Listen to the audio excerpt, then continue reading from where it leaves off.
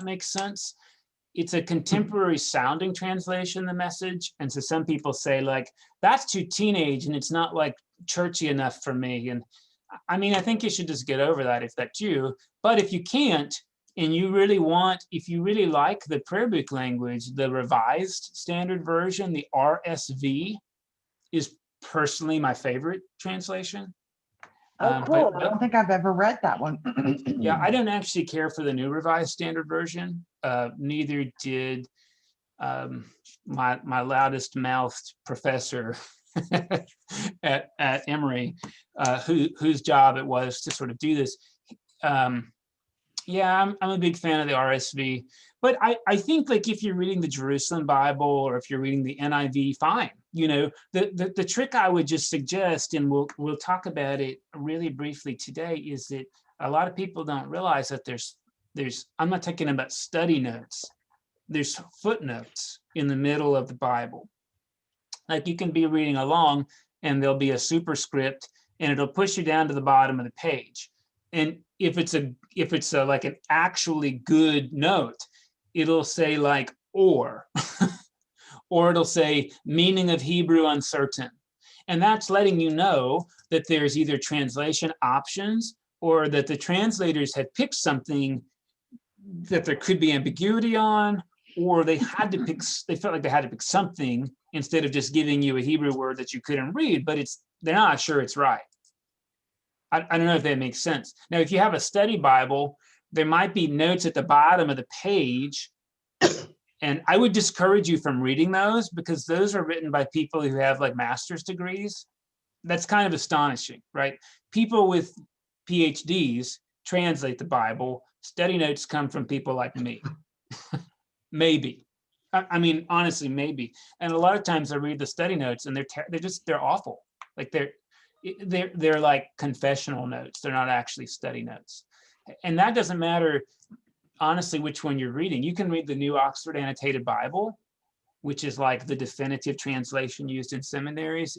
It's the NRSV, but the study notes are written by somebody with an MDiv. So I frequently disagree with them, and I'm allowed to because we have the same education. You know, I don't know if that makes sense what I'm saying.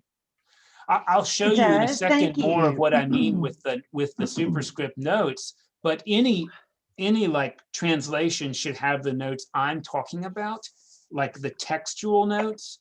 And I would just suggest you read that and not read the study notes. Because a lot of times you'll read the study note and you'll say like, oh, that's what it means, instead of thinking about the text yourself. Got it.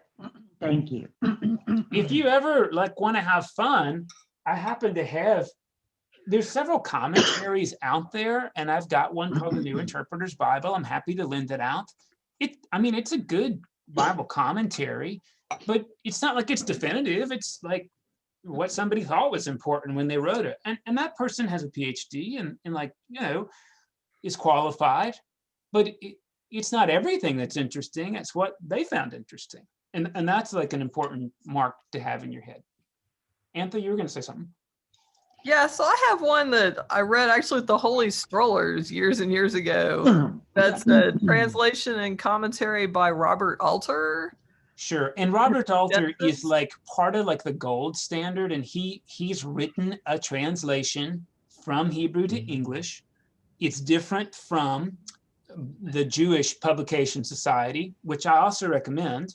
I mean, that one's great. You don't get the New Testament there. It's called Tanakh, if you want the JPS version. Robert Alter's translation is a translation, so it's different from the NIV and the RSV. I mean, everybody says it's a good translation. It has issues, like every translation does, because every translation is an interpretation, right? But Robert Alter is like a rock solid student and scholar. You know, like he's great. There's things he's interpreted that, based on my own like niche interests, I don't love, but he knows a lot more than I do. And so that's important to remember. And nobody can be an expert about every little nitty gritty thing, to be honest, right?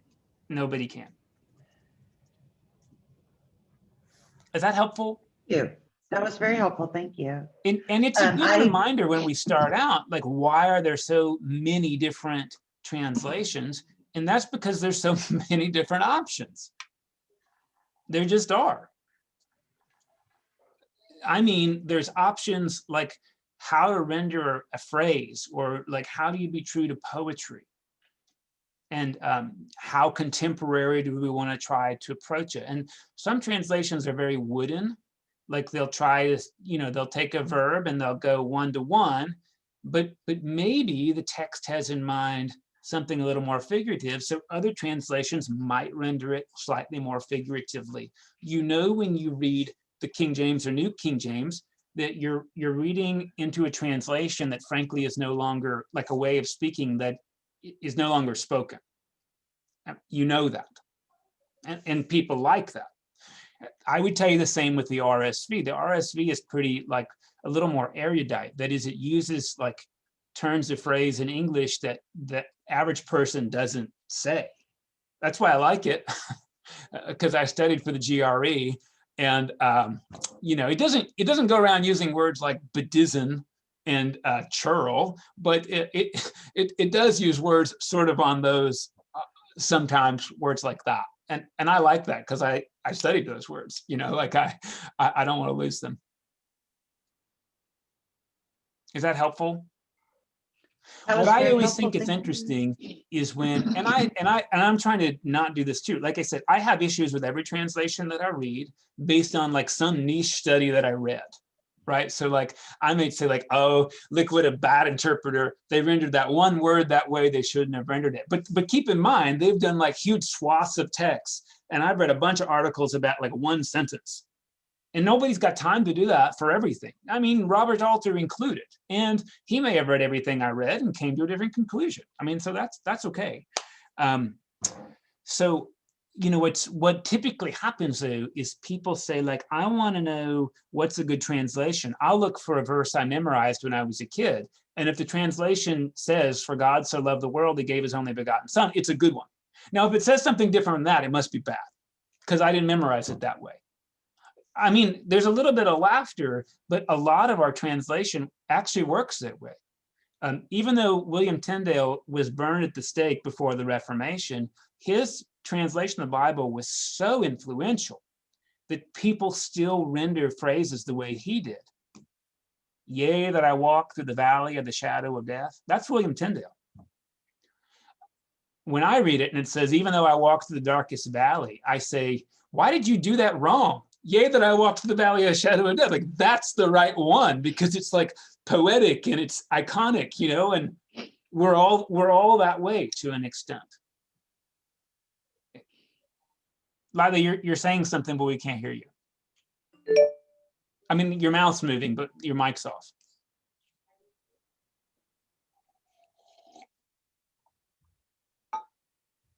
You want to try again?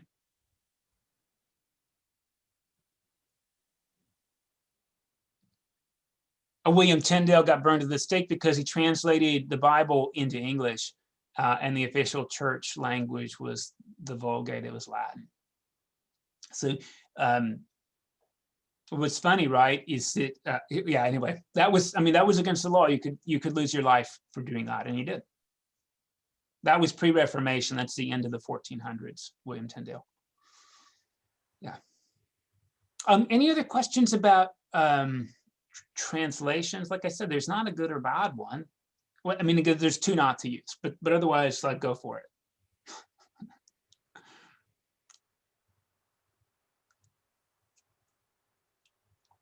Okay, maybe a good start today, and by the way, you can interrupt me. Let me make some space. Was there anything we talked about last week or that got you thinking, or even like, hey, I didn't even care about last week. I've always wondered this before we get reading on Genesis. I just want to make space for what's helpful for you here.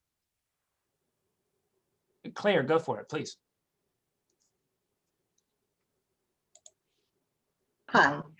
I really, it did have my wheels spinning when I did some, further reading and when we talked about the timeline.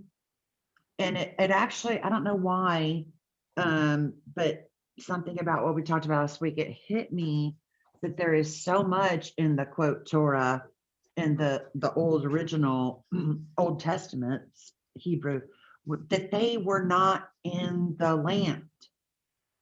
That was not their home environment. That wasn't their language. You know what I'm saying? I mean, it really, and I recalled, I could relate to it having grown up in a foreign country.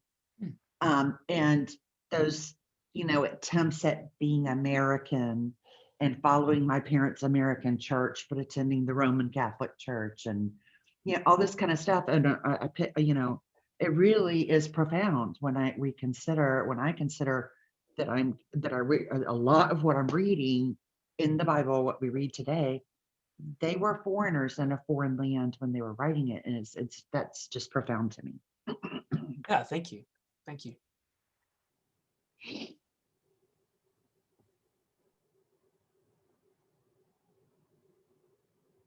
Anybody else?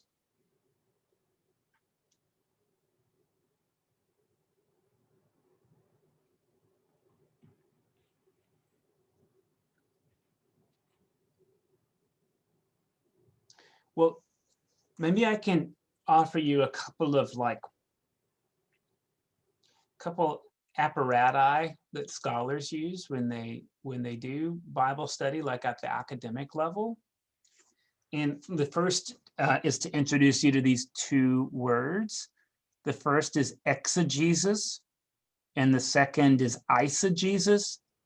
Now, they're a little bit made up. You'll find the word exegesis in the dictionary, and it means reading out. So to exegete a text is to read what's there, to read out from what's there. Eisegesis is a little bit of a made up word, but it is one that gets used quite frequently. Eisegesis is reading into a text. So on the one hand, if you exegete a text, you're trying to study it from a variety of perspectives so that it can speak out to you. Eisegesis is when you come to a text with a conclusion in mind and you read that into the text. So if you really think that women are inferior to men, you can find that in the Bible. You can read that right on into the text. However, that conclusion does not come from letting the text read out. Does that make sense what I'm saying? And this is really just, frankly, scientific method, right? If you start with the conclusion in mind, you'll probably find it. And that's called bias, right? So we have to be able to lay some of our preconceptions aside when we go to read. I mean, that's the sort of the goal. Like I said, one of the great things about church is that it gives us a way of dialoguing with the scriptures. One of the tough things about church, quite honestly, is that many of us approach the Bible already knowing what it means before we've even read it. And I don't think we realize, myself included, how deeply and frequently that happens. Because we have these memory switches based on something a Sunday school teacher or a pastor or a work of art did for us out of a text. So the goal is, are there ways that we can broaden interpretive options? And I think the other conversation is what difference would that make? And that seems really, really important to me, is not just picking apart, but the so what is important. So what I wanted to do was talk to you about some of the ways people do this at the academic level. Now, you don't need to copy these down or anything like that. You can find these on the internet or in any kind of intro to Bible book. The first one is source criticism, and I spoke to you a bit about that last week. So source criticism, and it happens both in the Hebrew Bible and in the New Testament. And let me pause for just a second, right, and say, you are not going to hear me say Old Testament because it's anti-Semitic and it's diminutive. It is the Hebrew Bible or the Jewish Bible. And the Christian Bible includes the Hebrew Bible, but also has the Christian scriptures. New Testament's okay, but to call it old, right, is a way in which we imply diminutive stature. So I know the tradition calls it the Old Testament. I just would ask you as a Lenten discipline to call it the Hebrew Bible or the Jewish Bible. And by the way, maybe I should pause and tell you really briefly that the Jewish Bible is organized differently than the Christian Bible. That is, it has the same books, but they're in a different order. Part of the reason it has the same, part of the reason it has books to begin with is length of a scroll. So Genesis, Exodus, Leviticus, Numbers, Deuteronomy, the first 5, we call them books, would be on one scroll if there was parchment long enough. In the Jewish mind, they're one section. But because an animal hide is only so big, and because scrolls start to get weight prohibitive, they've been divided into 5 scrolls. For what it's worth, those 5 scrolls are called the Torah. And if you're Jewish, those are the most important books in your Bible. That is to say, if the Torah says something that seems to contradict the Psalms, you go with the Torah. So unlike the Christian idea that all inspiration is equal, our Jewish brothers and sisters have always believed the Torah has the most weight.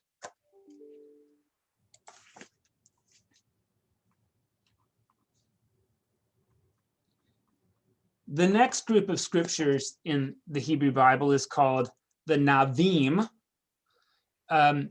which is the word for it's one of the words for prophet. A prophet is not somebody who foretells the future. A prophet is somebody who foretells a message. So the Navim include what we would call the historical books of Joshua and Judges. Ruth is not in the Navim. If you're Jewish, Ruth comes almost dead last. Ruth is in the lowest. So this is, again, how I told you the Jewish Bible's arranged differently. In the Christian Bible, it goes Genesis, Exodus, Leviticus, Numbers, Deuteronomy, Joshua, Judges, Ruth. In the Jewish Bible, Genesis, Exodus, Numbers, Deuteronomy. Oh, I skipped Leviticus. Joshua, Judges, 1 and 2, Samuel. So skips straight to Samuel, skips over Ruth. The Navim also include the prophets like Isaiah, Jeremiah, Ezekiel. So those are of weight too. And then the third category in the Jewish Bible is called the Ketubim, which means writings. Psalm, Job, Ecclesiastes. These are Ketubim. And they just mean writings. So if you're ever wondering, what is the word Tanakh? The word Tanakh is Torah, Navim, Ketubim. It's an acronym. Oh. So if we talk about the Jewish Bible, you can call it the Tanakh, which is a way of naming its contents more broadly, if that makes sense. I mentioned this. Source criticism is something that happens throughout the Tanakh. It also happens in the Gospels. And I don't know if you've heard this. I want to talk about the Gospels briefly and then go backward to Genesis. So there's this idea that 3 of the Gospels have a whole lot in common: Matthew, Mark, and Luke. They have so much in common that they're called the Synoptics, like they have a similar vision. Synoptic, right? But they've got a few differences. And what most scholars have come down on is to say Mark is the oldest one, it's the shortest. And when Matthew wrote Matthew, he had Mark in his hand. And when Luke wrote Luke, Luke had Mark in his hand. Matthew and Luke had something else in common. And then Matthew also had some material we call M for Matthew. And Luke had some material we call L for Luke. And instead of calling it Mark, we call it Q, which is the German word for Quelle, which means like source or well. So you can already hear these different letters. There's ML and there's Q. And those are the sources that are behind some of the Gospels. For example, source L, the Good Samaritan. The Good Samaritan does not happen in Matthew or Mark. It is independent to Luke. L for Luke. John the Baptist, the heavens opening up at Jesus' baptism. That happens in Matthew, Mark, and Luke. It does not happen in John. And by the way, John is like source J and is not reading Q or M or L because it's all different, all of it. In each gospel, Matthew, Mark, and Luke, Jesus gets baptized, the heavens open up. They all tell it slightly different, but because they all have that same scene, scholars would tell you that came from Q, the source of Mark that was also shared by Matthew and Luke. Does that make sense, what I'm saying? That's a way of doing source criticism in the New Testament. Anthony? I thought Q was in addition to Mark, but separate. Am I wrong? Oh, yeah, actually, you're right. Sorry. Q is the source that Matthew and Luke had that Mark didn't have. Yeah. Thank you. So they had Mark and they had Q. Mark didn't have Q. That's it. That's it. Okay, so source criticism in the Hebrew Bible, I mentioned this to you last week, and you'll see it in one of the blogs maybe this week, was first really written about by a Jewish scholar called Baruch Spinoza. Actually, Orthodox Jews have named him Benedict Spinoza because they thought, like Benedict Arnold, he betrayed the Jewish heritage. John? So is Q basically Mark? Let me come back to that. Anthony, you just kind of caused me a little bit of a freak out, and I need to go back to the drawing board. Sorry. I'll answer that next week. No, I'm sorry, I don't remember. I want to make sure I get it right, and I thought I had it right, but you're giving me some hesitancy. My brain, it worked really well about 8 years ago. I have to be honest. Like, it was really good. It's increasingly less good. You all can bear witness to that. Okay, let me come back to Genesis, though, instead of getting bogged down in something I wasn't prepared to talk about. I thought I was prepared to talk about it, and I wasn't. These 4 letters here I mentioned to you, most scholars look at the sources in Genesis and throughout the Torah, they call them JEPD. Mentioned it briefly last year. J is for God's personal name that begins with a Y. It's the oldest source. People stopped using that in the South because they decided it was too holy. Now, what's really interesting is sometimes you'll find J source material right next to letter E. Remember, that's the word Elohim. It's the personal name used by God in the North. But when the North ceases to exist, it gets co-opted by the South so that they don't have to use the Y name. You can find those butting next to each other. And if you're a scholar, you say, aha, 2 different sources right there. Sometimes the editor seems to have even put J material right in the middle of an E paragraph or E material in the middle of a J story. Now, I don't know if you've heard of the Jesus Seminar. These are those people who vote on authenticity with colored beads. If you're a biblical form critic, what you do is there's more than 4 sources now, but basically you've got 4 different colors of highlighter. And when you read through Genesis, every verse is going to have a highlight. And the color depends on whether it's a J source, E source, P source, or D source. So there's like this color coding of this came from source J, and this came from source P, and this came from source D. So source criticism is a way of saying, here's where this came from. Many source critics, that's what they do. They highlight it and then they close it. And I've got to tell you, this is why I did not pursue a PhD.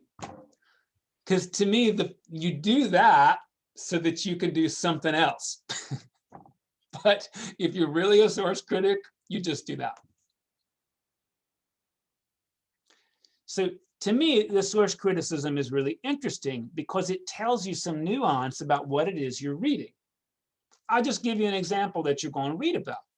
If Genesis 1 was indeed written during the Babylonian captivity, most scholars think that, and it uses the E name for God, so bears that out. It's not J source, right?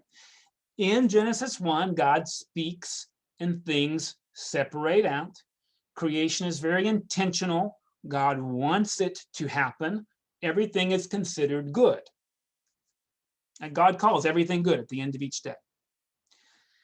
In the Babylonian creation story, called the Enuma Elish, which you can read on Google, everything is just kind of a mess. And everything's created because some gods had some kids that were noisy, and they didn't like the noise, so they wanted to kill the kids. And the kids killed their parents, and they used all the guts and gore to make people. Now, you might be saying, like, that's weird. Well, then hear that Genesis 1 is written in reaction against that idea. And like, to me, that actually brings new life to the text. Like, hey, this is not arbitrary. This is not made from the body of slain beings. Like, God wanted this to happen. And God thinks it's really good. And human beings aren't made to feed God like they are in the Enuma Elish. People are made in God's image and likeness, not from dead gods, but from the living God. I mean, consider when you have that background, what you can read into the text. Now, a lot of these words we get come from German scholars because they really did pioneer critical study of the Bible. And when I say critical, I don't mean like, well, you should have said this. I mean like careful consideration. And source criticism properly used gives you this German phrase, Sitz im Leben, which means like sitting in life. We would use the word like context. So again, if you know the source well, it helps you get a context for why you're hearing what you're hearing. Does that make sense? Now, if you just were a source critic, you could just sort of chop up a text into a bunch of pieces and say, look, I'm done. I took a tossed salad and I put all the tomatoes on one plate, and I put all the lettuce on another plate, and I put the olives on another plate. You could do that. But I think to really be an exegete, you have to say, so what does that tell me about what people were thinking and hearing when this was possibly first told? And can that expand the way I'm hearing it now? Does that make sense?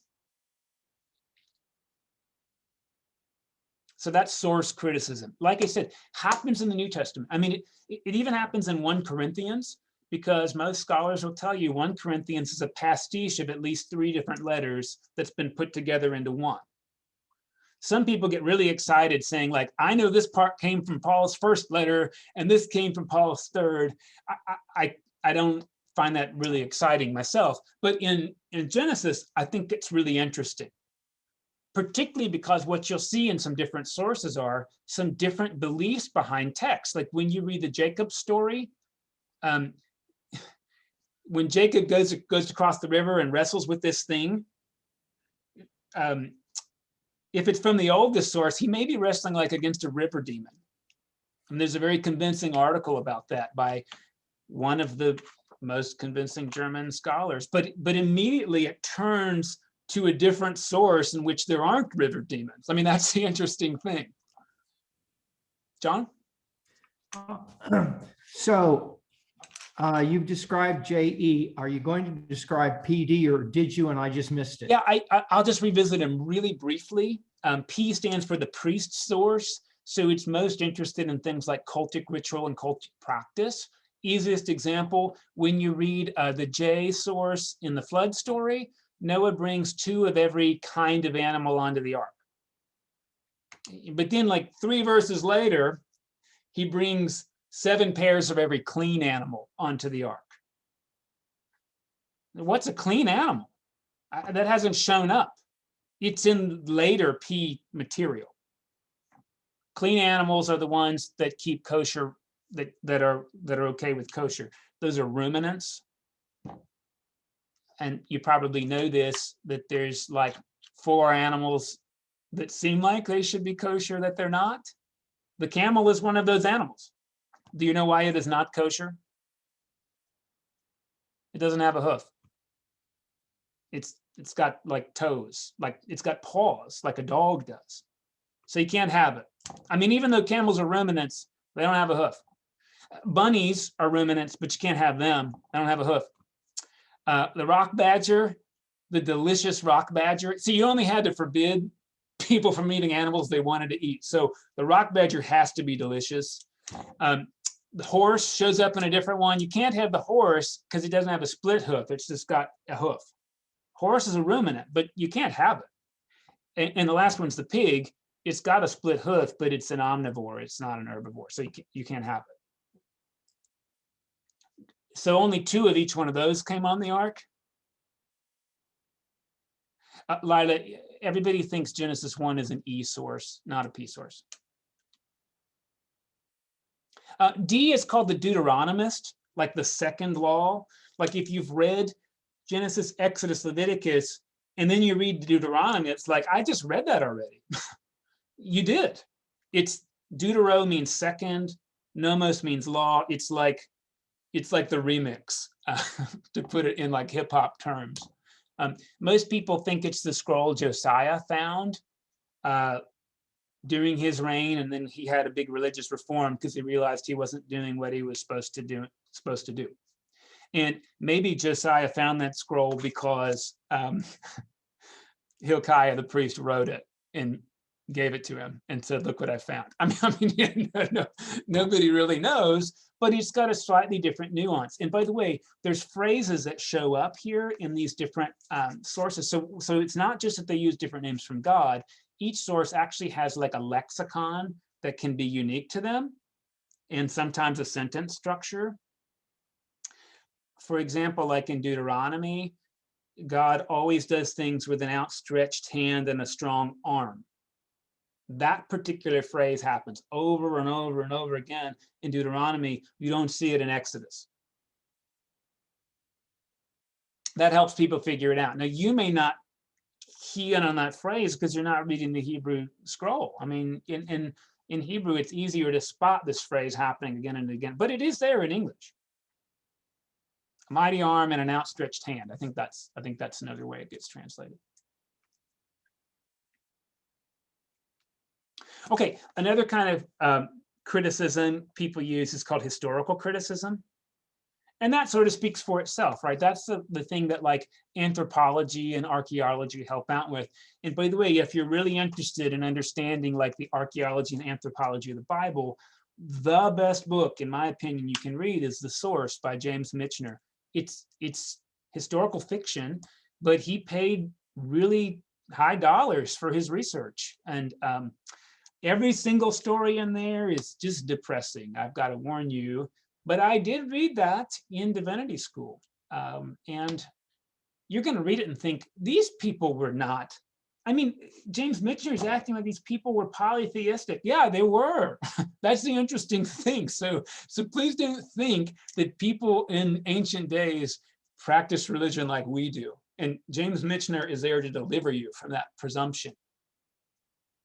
It's really interesting if you go somewhere like Megiddo and you want to know how it is that two teams with non-iron tools dug a 2-kilometer tunnel starting on two different ends, met in the middle, and were off by an inch.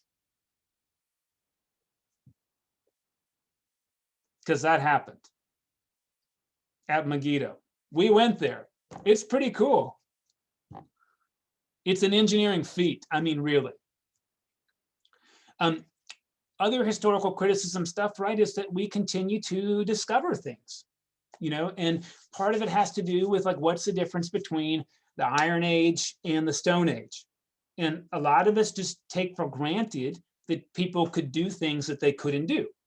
For example, I think I mentioned this to you before, people did not figure out how to ride on a horse until like 750.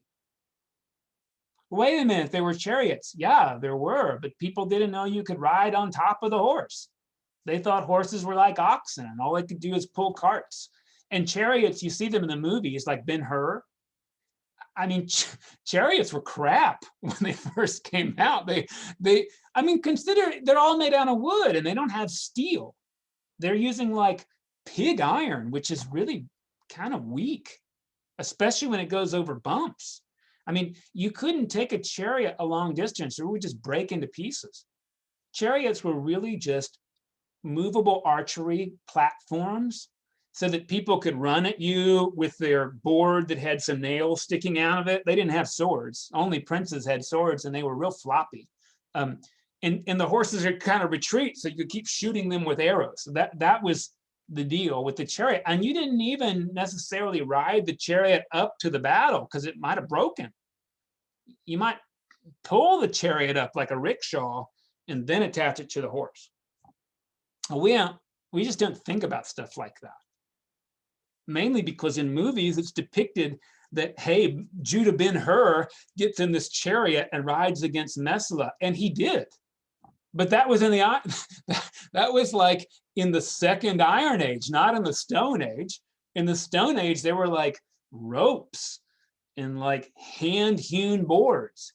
And Abraham circumcises himself with a piece of flint because it's sharper than people could make with metal. You should really key in on that. A flint rock was sharper than they could get metal. So, historical criticism. Sometimes it's really interesting because you end up learning things like women's roles, right? And women weren't necessarily subjugated before there was a monarchy. There's a great book called Rediscovering Eve. I would highly recommend this to you, that talks about women's fundamental equality before bureaucracy and monarchy. But it does say what women's roles were, right? Like making daily bread, which took like 6 hours to do, and the average diet in Syria, Palestine, and how women controlled things like not just birthing, but also arranging marriages. And if sure enough, when you read Genesis, the women make all the choices. John, I'll say, and Emma asked this too. Any Bible you want to read is fine. In the blogs that I'm putting out, I'll always have the NRSV on top. But you already heard me say I prefer the RSV. So use what you have. Don't read the study notes. Michael or Mike. Yeah. What I said is the Hebrew or Jewish Bible version that a Jew would read. That's what I was interested in. Yeah, it's called the Tanakh. Let me just, I can put it in the chat really fast. You can buy it. And again, it's made by the Jewish Publication Society. It is not going to have the New Testament in it for obvious reasons. You could probably can buy it. I'm going to put the Amazon link if that's okay. Even though if you buy it on Amazon, make sure that you buy it on Amazon Smile and that St. Thomas is your choice of charity, so that we can have 1% of the take. I'm going to put it in the chat right now.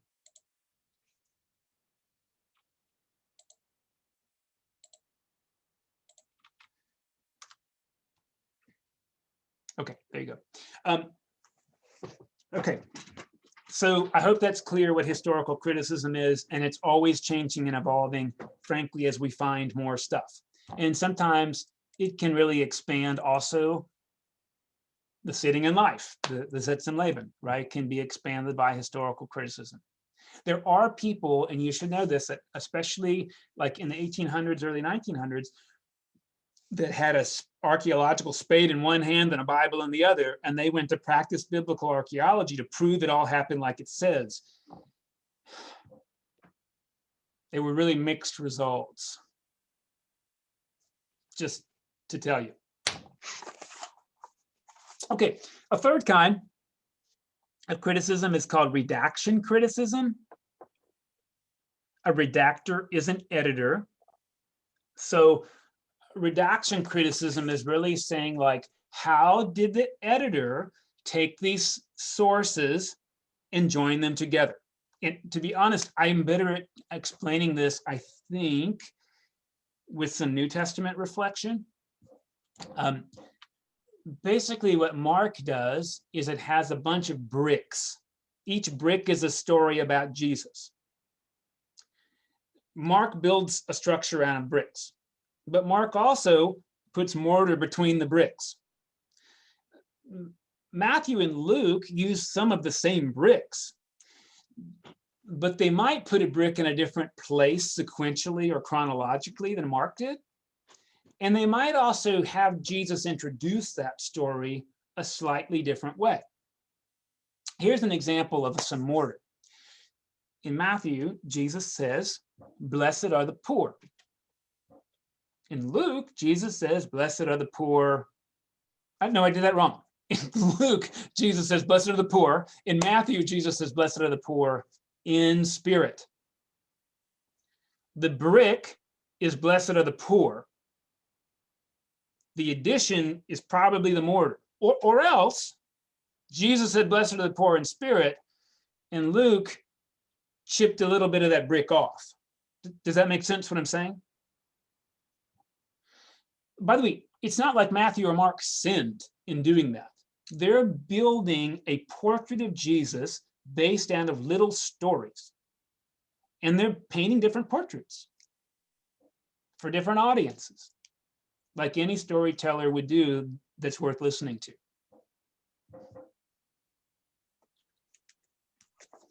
Okay, of course, there's literary criticism. We all learned how to do that in high school English. That has things like similes and analogies. It has things like poetic techniques. The Hebrew Bible is not really into rhyme. You should know. There's not really a lot of rhyme. Although there are some literary techniques like puns. Puns happen quite a bit, like we talked about in 70 Hebrew words. For example, mitzpah and mitzpah, they sound a lot alike. One means righteousness, the other means iniquity. It's a pun. 10-year-olds love that. And adults do too, that are clever, right? I mean, they do. You don't understand puns until you're like 8 or 9, though, in your brain. And this is when children think they're funny because they couldn't understand them before.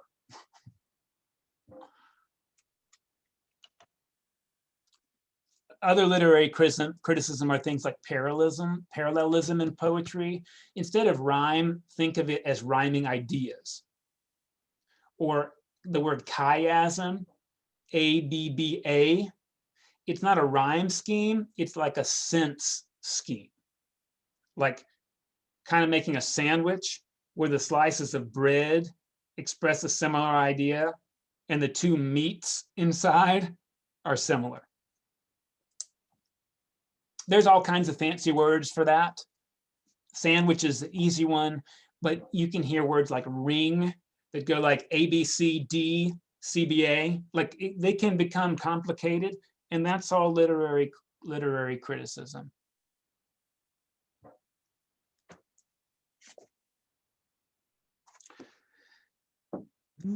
Form criticism is another one that people use. Form criticism.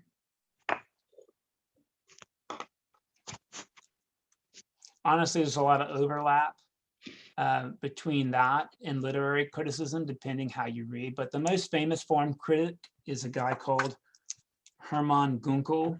He's German, of course. Does anybody know him? I mean, he's dead. It's like you definitely don't know him because he died like 200 years ago. But Hermann Gunkel, in case you're wondering, wrote the definitive form criticism piece about the Psalms, in which he said there are basically 7 kinds of psalms. There are psalms of thanksgiving, and there are royal psalms that are about the king being enthroned or about the prince. There are psalms you sing on your way up to pilgrimage in Jerusalem. They're called psalms of ascent. There are imprecatory psalms in which, like, you accuse God of being a dirtbag, or in which you sort of say, like, God, I hate my enemy, and I'm glad you're going to give them a slow death. Those are imprecatory psalms, like curse psalms. In case you're wondering, like Psalm 137 is one of those. By the river of Babylon, there we sat and wept when our captors asked us to sing the songs of Zion. At the end, it says, "Oh, Edom, may your babies be bashed to death on rocks." That was the end of a praise and worship song. You won't find it on contemporary Christian music, and usually we cut that little part out of the reading on Sunday mornings, but that's the imprecatory part. And context is important. That's what the Edomites did to the Israelite babies. So they're saying, hope you get what you gave out. Doesn't mean it's okay. I'm just trying to introduce what's happening. Textual criticism is another one. And textual criticism are these moments where there are footnotes in the text that tell you that there are textual variants. Now, sometimes the footnote will tell you what text tradition it's referring to when it gives you a variant. One of them is called the Samaritan Pentateuch. So the Samaritans are this group of people that Jewish people think are not practicing the right religion, but the Samaritans only read the Pentateuch, Genesis, Exodus, Leviticus, Numbers, Deuteronomy, and we have found a version of that in Syriac language that sometimes diverges from the Hebrew manuscripts we have. It's very old. It's got a long tradition behind it. So sometimes the Samaritan Pentateuch is a way to say, like, hey, there's another option that's really, really old here. And a footnote will put that, or it'll say LXX. The LXX is the Greek translation of the Bible, happened in the year 70 BCE, when people were no longer speaking Aramaic in general. They were speaking Greek because, Alexander the Great made them do that. You'll see those LXX. It's 70 in Greek. Septuagint means 70. And it's because, according to legend, scholars in Alexandria, like the think tank of the world, brought 70 rabbis, put them in different rooms, gave them the Hebrew Torah, had them translated to Greek. And all 70 of them agreed completely, which is a miracle because 2 Jewish people can't agree about anything.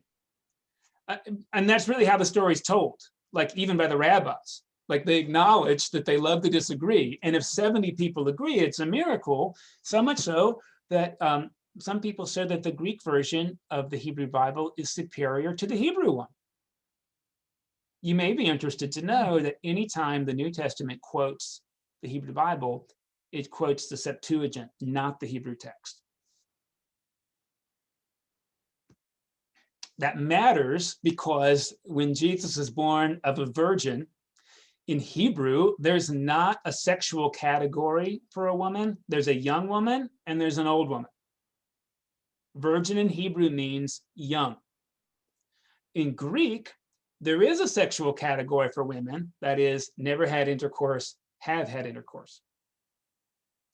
When Matthew brings up the Isaiah text, about a virgin, because Matthew's quoting the Greek text, it's a sexual category, not an age category. Does that make sense what I'm saying? The Hebrew Isaiah says something different from the Greek translation of Isaiah. Here's one of those textual criticism things that could be interesting to you or not. This comes from Genesis chapter 18, verse 22. Can you see that clearly? It looks real not clear on my screen. Oh, no, it's not doing well. Okay, well, here's what I'm going to do. I'm just going to read it to you. The men turned away and went toward Sodom, but Abraham remained standing before the Lord. Superscript letter G. I go down to the bottom, the footnote. Masoretic text. An ancient Hebrew scribal tradition, but the Lord remained standing before Abraham. What that's telling you is there is a textual variant. That is, we found some really old scrolls that have it going the other way. Instead of Abraham waiting in front of God, God is waiting in front of Abraham. Now, most scholars will tell you the original one is probably God waiting in front of Abraham. And it got changed because that feels really uncomfortable. God doesn't wait on anybody. Now, you might say, what difference does that even make? Well, I think it can make quite a difference. Does God wait on us? I hope so. It's a small difference, but it could be a big difference, quite honestly.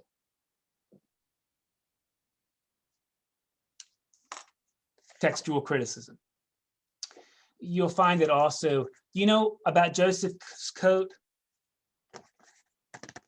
What was special about Joseph's coat? Lots of colors. Well, it depends whether you're reading the Hebrew text or whether you're reading the Greek text. So Joseph shows up, you know, in Genesis chapter 37.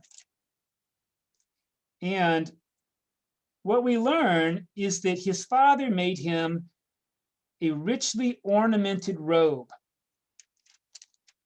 So in one version, in the Greek version, it's got a lot of colors.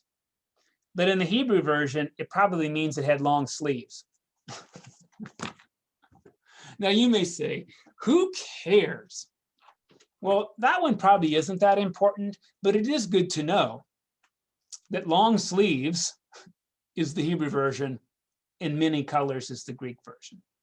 And either one would have actually been, the thing we don't know, expensive, because it took almost a year to make a garment. And if you're going to add long sleeves to it, it's going to take even longer. If you're going to add colors to a garment, it's going to be even more expensive. So Mike, yeah, why would the Greeks translate the Hebrew, if that's what happened, into a colored robe versus a Hebrew robe with long sleeves? Yeah, it's a great question. It's the same reason that in the Vulgate translation, when Moses comes off the mountain, Jerome says he's grown horns. And it's because Hebrew is a dead language. So people make mistakes on dead languages. There's another kind of word, John, that happens in the Bible. And part of it, remember, Hebrew has 10,000 words and Greek has 100,000 words. So sometimes you're introducing sophistication that's not in the original language and precision. Sometimes there's these Hebrew words, they're called haplex legomena. And that means the words happen like 2 times or 1 time. And we can't even know for certain what it means based on context. Because the context isn't clear. Like when you read the book of Jonah and that vine grows up, the Hebrew word is it's a kikayon, but nobody knows what a kikayon is. It's clearly some kind of plant with big leaves, but I've read some translations that call it a castor oil plant. anyway, it's a big leafy vine. Like that's just what it may be, but nobody knows. So you need to know it's a vine with leaves. What type it is, nobody knows. There is something called philological criticism, which is really about studying language and its variants. Yeah, Kevin, it would imply Joseph did no work. Yeah, absolutely. And that's part of the deal with his brothers, right? I mean, he's like a totally spoiled kid. Many colors, Kevin, would also imply he did no work. It'd be like working in a tuxedo, like mowing the grass in a tuxedo. I mean, part of what either translation is telling you is Dad gave him finery and nobody else got finery. Philological criticism, again, is really just about linguistic roots and origins and things like that, chopping into etymologies. Philological criticism is really interesting when you meet characters in the Hebrew Bible, because remember, their names mean something. And sometimes it's better to read the story with that meaning than thinking of them as a personal name. Like when you read the book of Ruth, Ruth is married to a guy called Machlon. It means weak. And a verse later, he's dead. By the way, Machlon's brother, his name is Silion, and it means sick. And weak and sick, they die in a verse, because that's what weak and sick people do. And that's not just a literary read. I mean, that's based on a philology. And sometimes we don't know this, but like Moses means drawn out. And that's what Moses does, right? Like that's who he is. But Moses is not a Hebrew word, it's an Egyptian word. So when you start to like learn this philology, it's interesting. And Antha, because you're interested in that dissertation, you can't find it on the internet, but I have it on my bookshelf and I'm happy to lend it to you if you want to. But it'll talk about how Elohim's a plural word and like maybe what that means. It doesn't mean there was a Trinity in the minds of the Hebrew Bible people, but that's the kind of philology, like why is God referred to in the plural when they believe God's singular? The last kind of criticisms to introduce you to are a little bit more contemporary. Some of these, like, I don't need to hold my card up, but things like feminist criticism. What's the role of women in the story? Are there subversive readings? I mean, and a lot of female scholars and male scholars as well have introduced feminist readings that actually seem to undercut patriarchy, like they're subversive readings. And that's really interesting and seems to be the case. I don't know if you know this, but there's a specific read that's called Black theology, but there's also Black woman's theology, which is called a womanist read. It's not called Black feminist. Black women are really clear that feminism is about white women. So the womanist read is Black female criticism. In recent years, there's a lot of work on post-colonial criticism, especially in post-colonies. Some of it's thematic, but some of it is looking at these particular themes that we now are sensitive to as actually having rolled out in the text as well.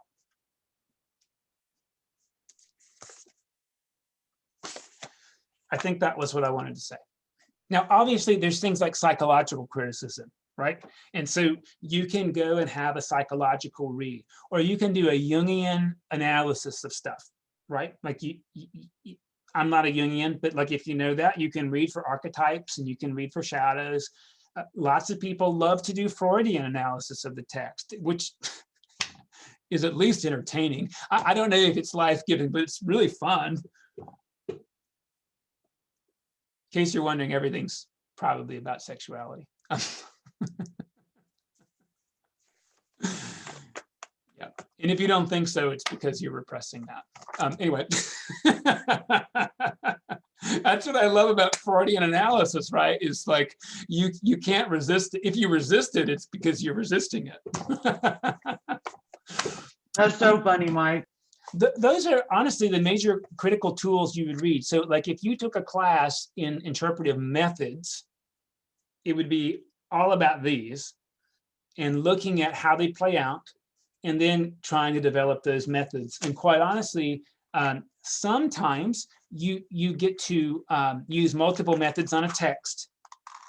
But like I mentioned to you, people who really like source criticism, they start to get mad when you do source criticism plus. Like scholars get into their little niche and they hate when you like to, I shouldn't generalize. I had this wonderful teacher in seminary whose gift was to take the most exciting text and turn it into the most mundane. That was his gift to the world. And one time I wrote a paper that used like 4 different kinds of criticism together. And he was like, well, this is great, except you can never use this method on any other text. So it's not a good method. But I thought it is a good method for this text. That's why I didn't get a PhD.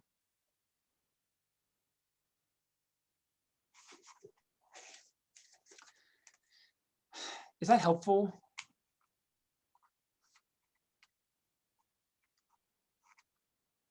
Again, all of us, I think rightfully so, are going to use a mishmatch of these resources along with things like life experience and tradition.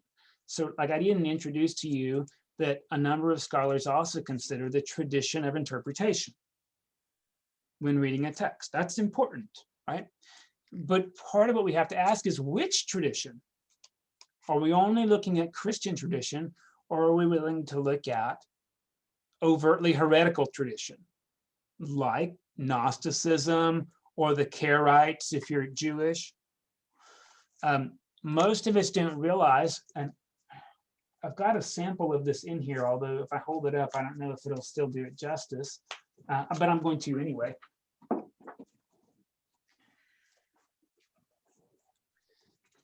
This is the way our Jewish brothers and sisters read a text. Now, I don't know if you noticed this.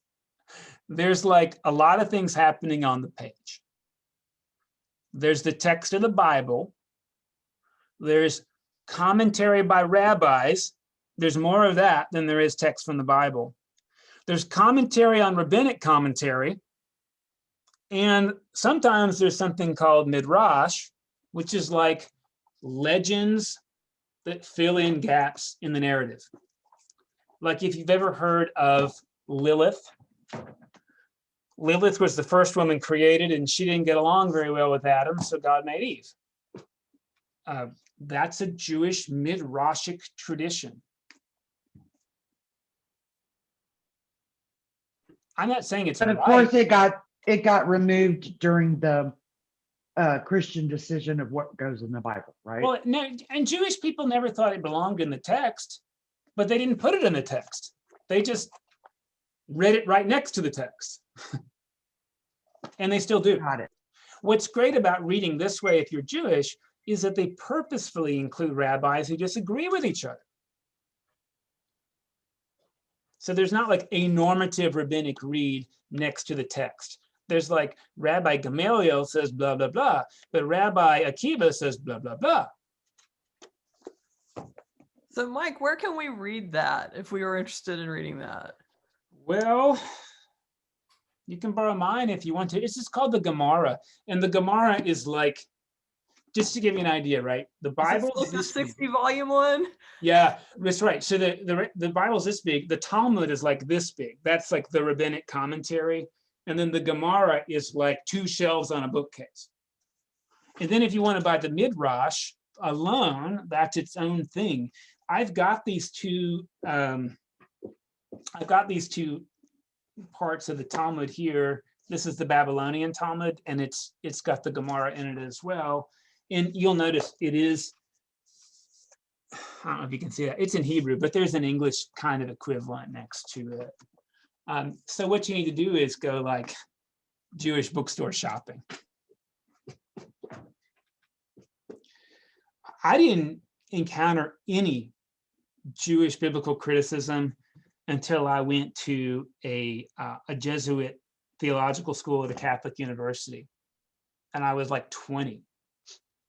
And like, it just made me really sad that it took me that long to hear these, like, frankly, really beautiful ideas about how Jewish people understand stories that we take for granted. Like what the Sabbath means, for example.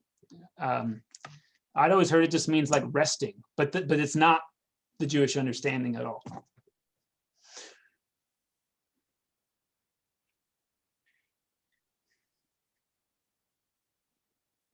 John? So we've got the Torah. We've got the Pentateuch, which I have just The read. Pentateuch and the Torah are equivalent. They're the same thing. I understand. One is the Torah is written in Hebrew. The Pentateuch came from Greek. That's right. Now- And Penta, right, means 5, and it means the first 5 books. Yeah. Now we've got the Talmud. Yeah. And that is what? The Talmud would be like the Torah plus rabbinic commentary on the Torah alongside. Okay.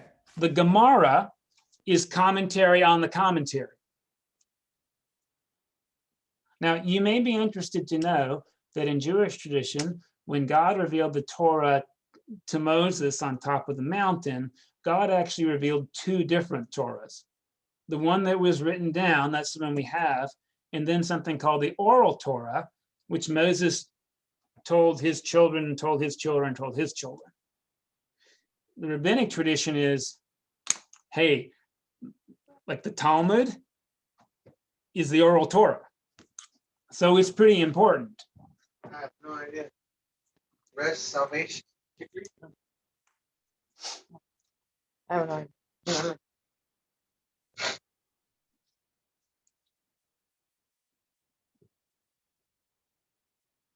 Okay. Any other questions or closing thoughts?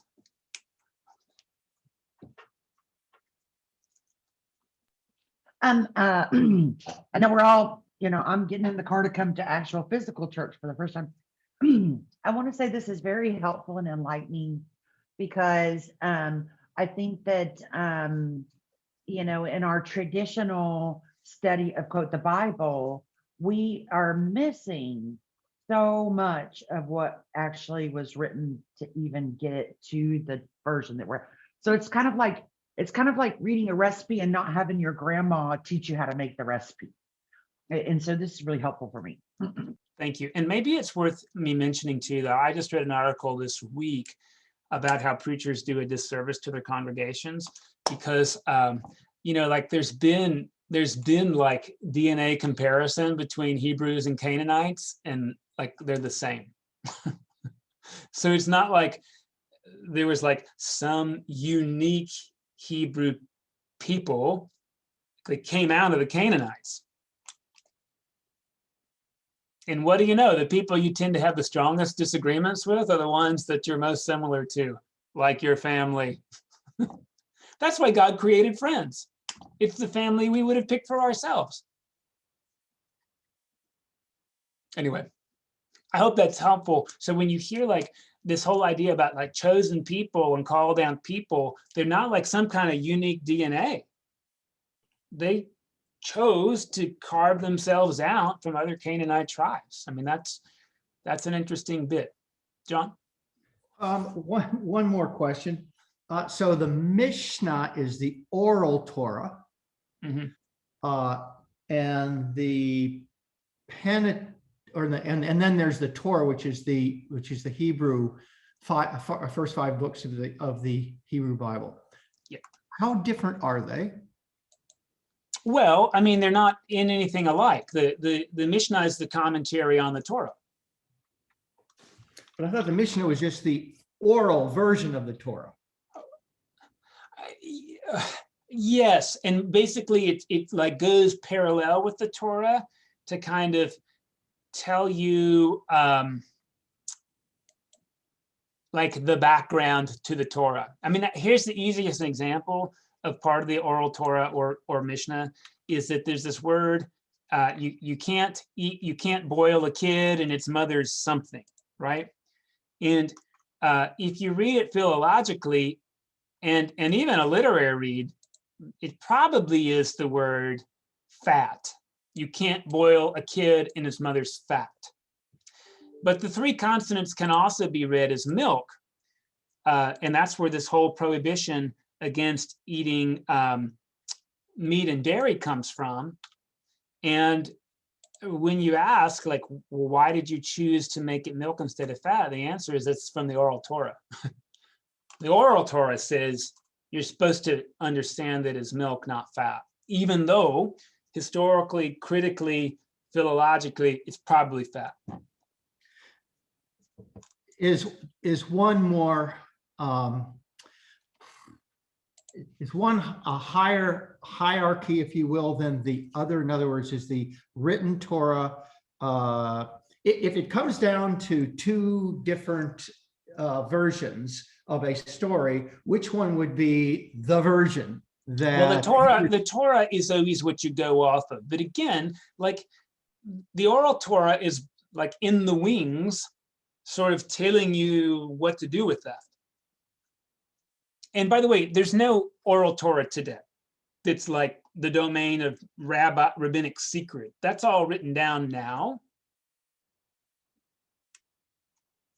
And that's why we have things like the Mishnah and the Gemara. And by the way, you hear the Hebrew word, if you've seen Yintel, where you study all this stuff, it's called Talmud Torah, and it really means like the study of the Torah.